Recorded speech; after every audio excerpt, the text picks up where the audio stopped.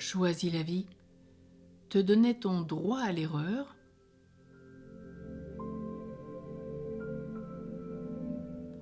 Tout apprentissage suppose un certain nombre d'erreurs.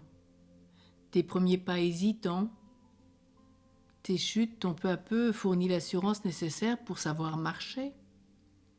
Au cours de ton enfance, tu as acquis de multiples gestes quotidiens, comme te laver les dents, te coiffer, t'habiller, manger proprement. Avant de les exécuter sans avoir besoin d'y réfléchir, tu en as commis des maladresses, dont certaines constituent peut-être une part attendrie de tes souvenirs ou de ceux de tes proches. Plus tard à l'école, il t'a fallu intégrer la lecture, l'écriture, le calcul. Combien d'années consacrées à l'assimilation de ces disciplines? A-t-on accepté tes mauvaises notes? T'a-t-on donné le droit à l'erreur? Te reconnais-tu toi-même le droit de te tromper? Lors d'une étude sur l'efficacité des entreprises dans le monde, on s'est aperçu que les plus performants affichaient un slogan destiné à leurs salariés. Je cite: « Assurez-vous chaque jour de faire un nombre suffisant d'erreurs. » Ainsi, préférait-elle que les employés osent, expérimentent, progressent au risque de se tromper parfois, plutôt que de rester indécis, de ne pas tenter quelque chose et donc de ce fait de ne pas avancer.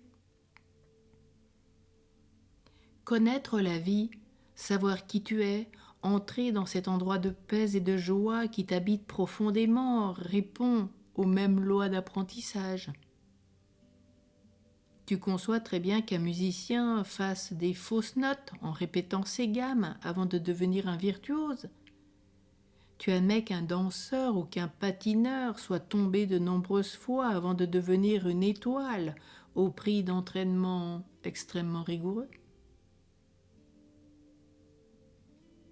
Alors, pour qu'éclatent tes dons au grand jour, accepte des erreurs.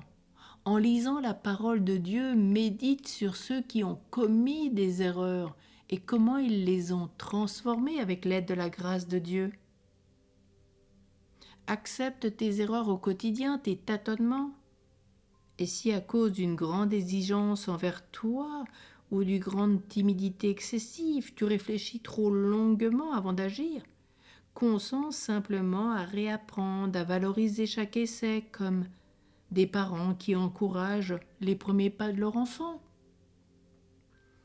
Quand tu lis la parole de Dieu et que tu la médites, combien il y a eu d'erreurs, de tâtonnements, combien de transformations, de conversions.